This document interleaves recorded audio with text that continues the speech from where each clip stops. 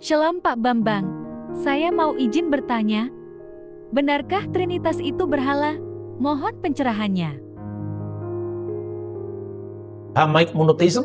Yang terakhir, iman kepada Allah yang esa di dalam Yesus Kristus. Inilah yang disebut the Trinitarian monotheism. Monoteisme di dalam Bapa, Putra, dan Roh Kudus. Jadi dasarnya apa? Dasarnya Alkitab sendiri, Yesus yang mengajarkan kepada kita, kok protes? Baptiskanlah mereka dalam nama apa, kata Yesus? Dalam nama Bapa dan Putra dan Roh Kudus. Esto onomato patros keto iu keto agiu pneumatos. Besem ha'ab vihaben viruah hakodes. Kata Besem itu satu nama, dalam satu nama.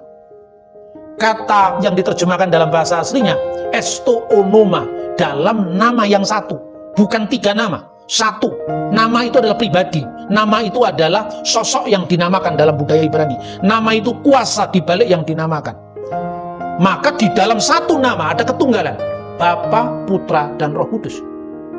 Kalau kita membaca kitab Taurat pun sama dengan Tauratnya Yahudi. Diawali dari Bereshit bara Elohim et hasamayim ve et haaret. Pada mulanya Allah menciptakan langit dan bumi. Elohim ve haaret hayyetah tohu wa pohu. Wa hosek alfenetehom viruah Elohim merakefet alfenehamayim wa yumer Elohim yehior wa yehior. Dan bumi itu belum berbentuk, kosong, ya. Wi hosek dan kegelapan alfenehamayim menutupi samudra raya. Wiruah Elohim dan roh Allah melayang-layang di atas permukaan air. Bukan berarti roh Allahnya kecil, permukaan airnya besar, bukan itu.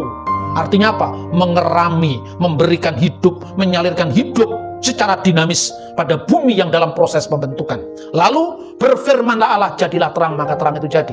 Elohim, ruah Elohim, dan wayomer Elohim atau davar Elohim, firman Allah. Allah, firmannya, rohnya, Bapa, Putra, dan Roh Kudus. Maka kemudian di gereja purba itu kemudian ditegaskan, esto onomato patros keto iu keto agiu pneumatos isteos, Allah yang esa. Dalam bahasa Aramaik yang dipakai Yesus, Beshem Aba Vibra Viruha Dekutsa Hat Allah Sarira Amin. Satu-satunya Allah yang esa dan benar, amin, yaitu Bapa, Putra, dan Roh Kudus. Nah, itulah monoteisme, di mana penggenapan terhadap janji Abraham, dan itulah yang dilihat Yesus. Maka Yesus menekankan, Abraham melihat hariku. Apa yang disebut hariku di sini? Hari Sang Mesias, hari-hari Sang Mesias. Ini Yahudi tidak perlu protes karena ini tafsiran Kristen.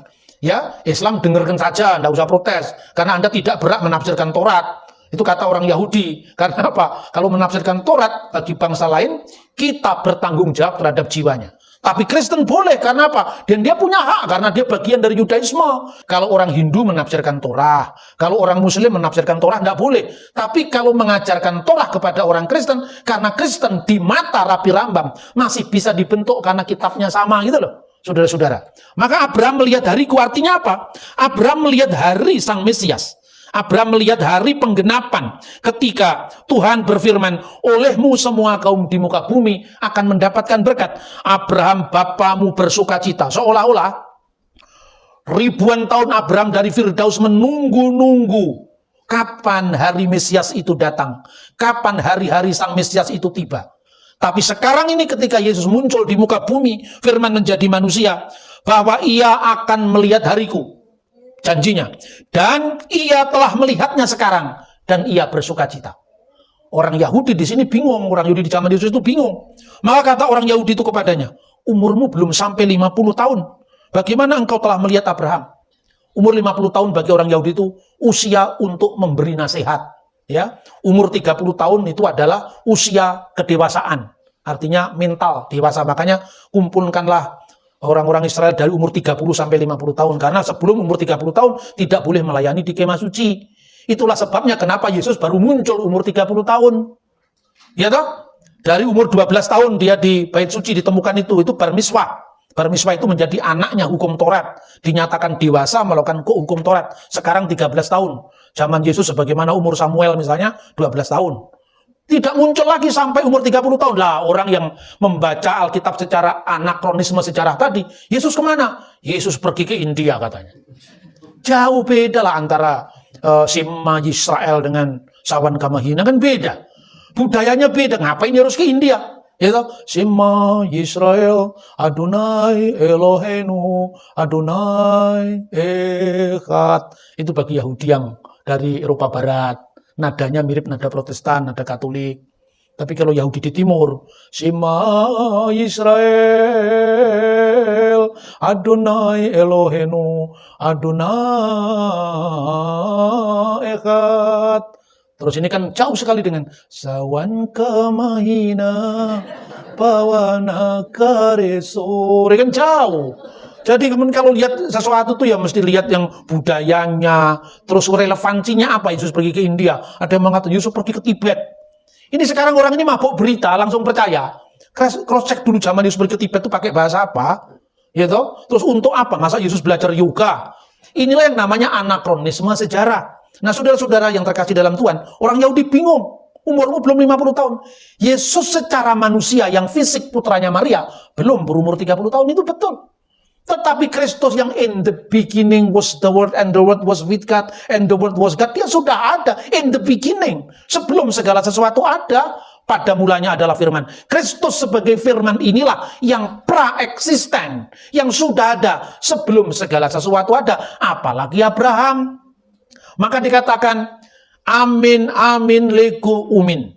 Amin sesungguhnya, amin sesungguhnya. Yesus kalau berkata dengan wibawa amin di depan. Kalau kita aminnya di belakang. Karena kita hanya memohon. Tapi Kristus yang menjawab, maka aminnya di depan. Itulah yang diterjemahkan sesungguhnya.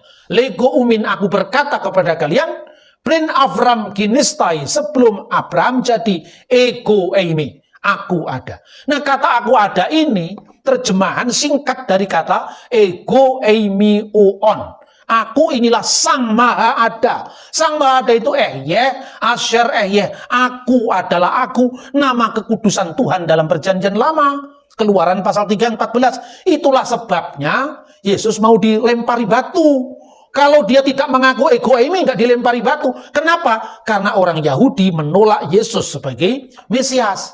Nah, lewat terang kedatangan Sang Kristus ini orang Kristen memahami iman kepada Allah yang esa. Tritunggal tidak bicara tentang jumlah.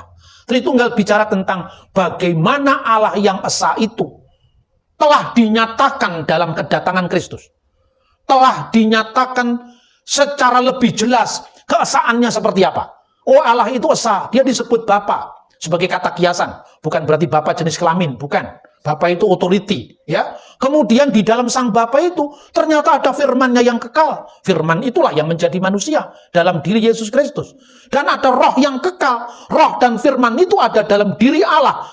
Tidak berawal, tidak berakhir. Tidak pernah ada Allah ada tanpa firman-Nya. Tidak pernah ada satu limit waktu pun Allah ada tanpa rohnya. Sebab kalau Allah pernah ada tanpa firman-Nya, berarti pernah tidak bangun mencipta apa-apa. Karena Allah menciptakan dengan firman-Nya. Kalau Allah pernah ada tanpa rohnya, berarti Allah pernah almarhum. Karena Allah itu hidup dari rohnya itu. Maka Bapa, Firman, dan Roh Kudus, itulah yang disebut Allah yang esa. Rahasia yang didiamkan selama berabad-abad, sekarang telah dinyatakan. Lalu bagaimana dengan tuduhan penyembahan berhala? Ya kan? Pertama, Rasul Paulus mengatakan, berhala di dunia ini tidak ada. Itu dalam 1 Korintus pasal 8 ayat 4. Berhala itu ada di konsep, tidak ada dalam alam nyata. Apa berhala itu eksis? Tidak.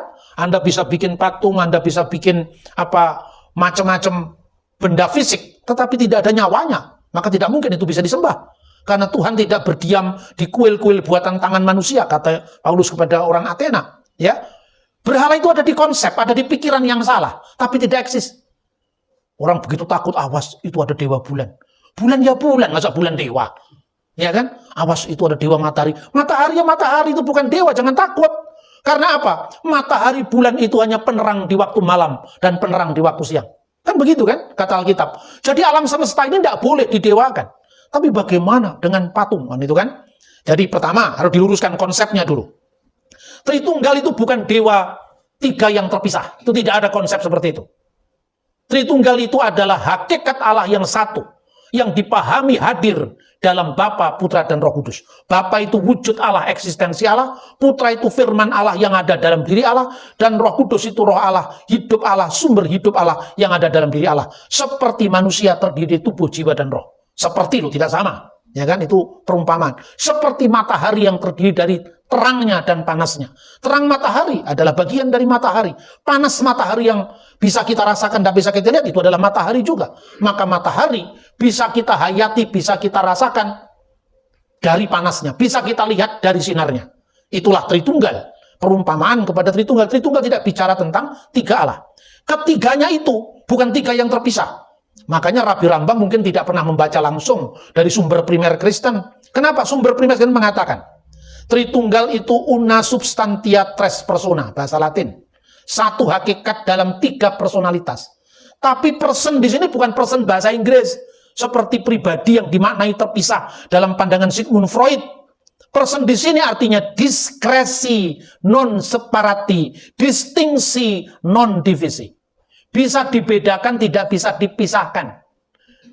Memiliki kekasan masing-masing secara tak terbagi. Jadi itu bukan soal fisik. Jadi ketika Rabi Rambang mengatakan tidak boleh menempatkan seorang makhluk bersama dengan Sang Pencipta.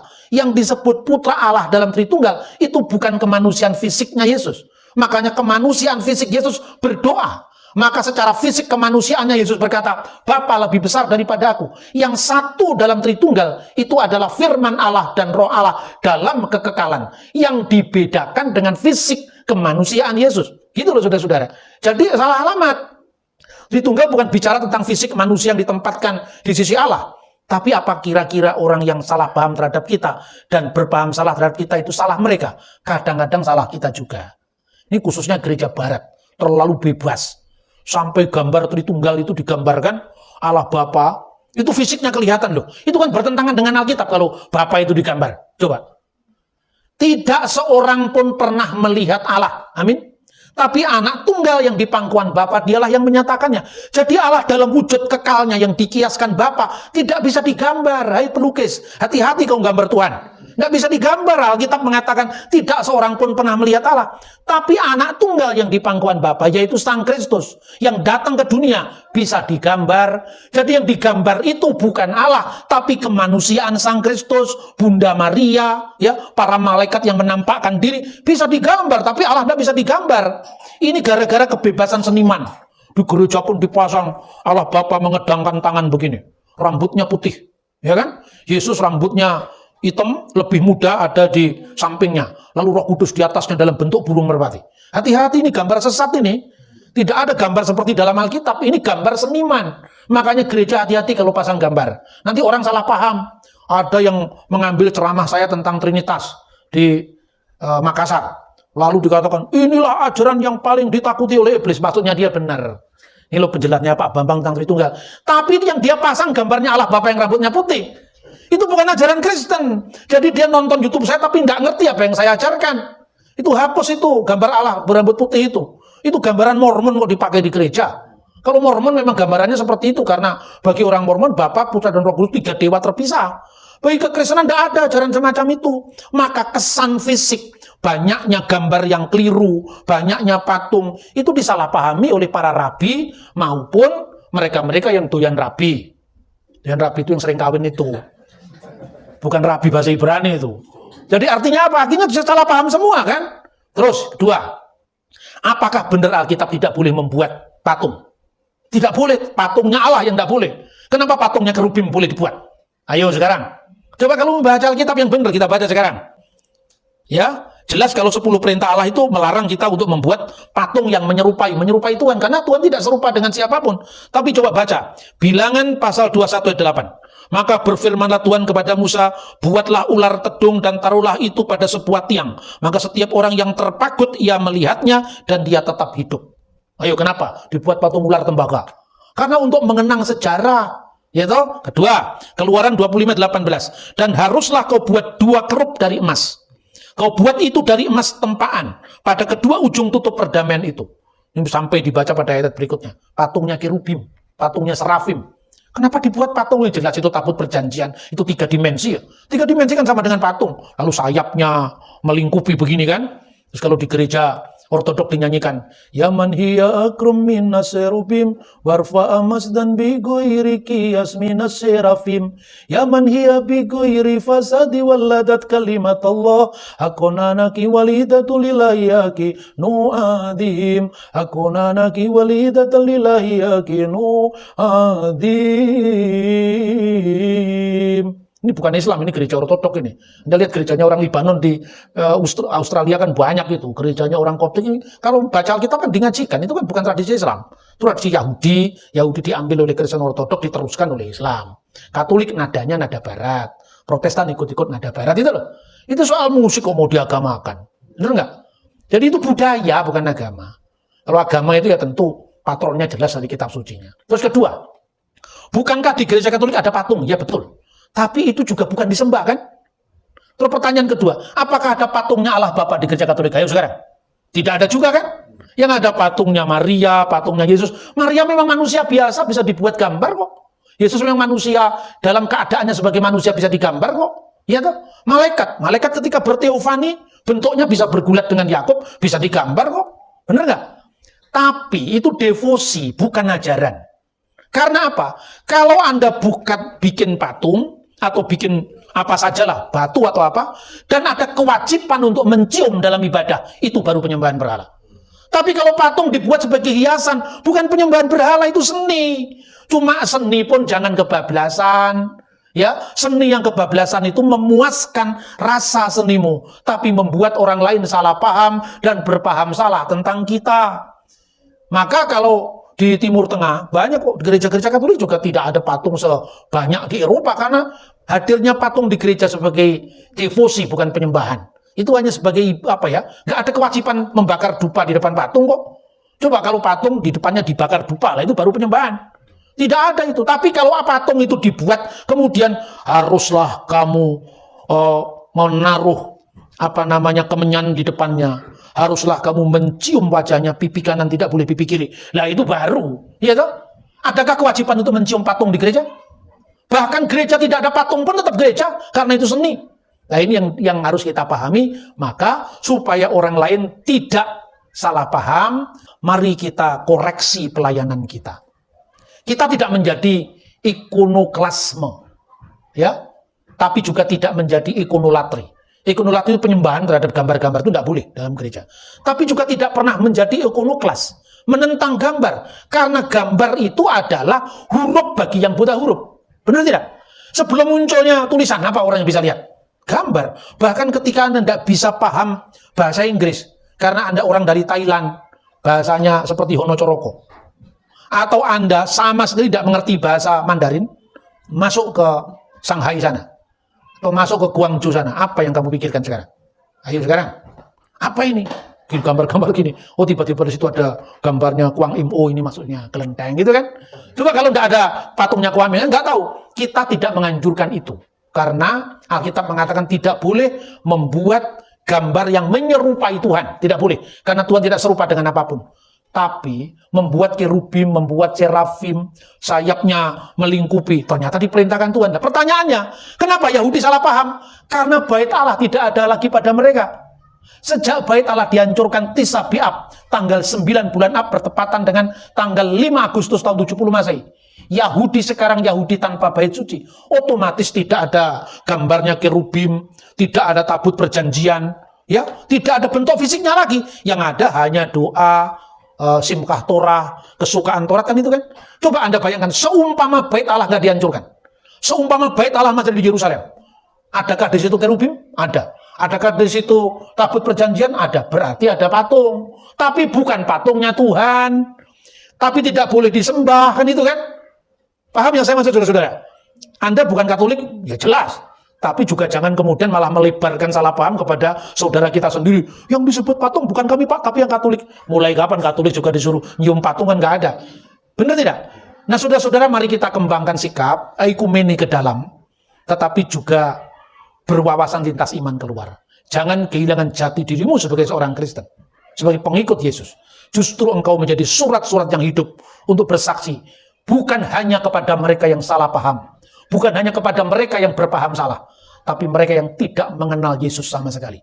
Dan kita sampaikan kepada mereka, the messianic blessing, berkat mesianik ini sudah digenapi, maka monoteisme setan, monoteisme bilangan 1, 2, 3 hanya bisa menghitung, tapi tidak mengandung etika, ditingkatkan dengan monoteisme moral Abraham, ditingkatkan lagi dengan monoteisme metafisik, di mana satu Tuhan tidak sama dengan satu batu, satu Tuhan tidak terlalu takut dengan patung-patung, karena sesungguhnya berhala di muka bumi ini tidak ada, dan tidak ada ilah lain selain Allah yang esa. Seperti yang dikatakan 1 Korintus pasal 8 ayat 4, Oudeis Theos Eimeheis, tidak ada ilah lain kecuali Allah yang esa, yang diterjemahkan dalam Alkitab bahasa Arab, wa alla ilaha illallahul akad, tidak ada ilah lain kecuali Allah yang esa. Kemuliaan bagi Bapa dan Putra dan Roh Kudus, sekarang dan selalu sepanjang segala abad. Amin. Oke Pak Bambang, penjelasan Anda sangat mencerahkan dan menguatkan iman kami. Terima kasih, Tuhan Yesus memberkati.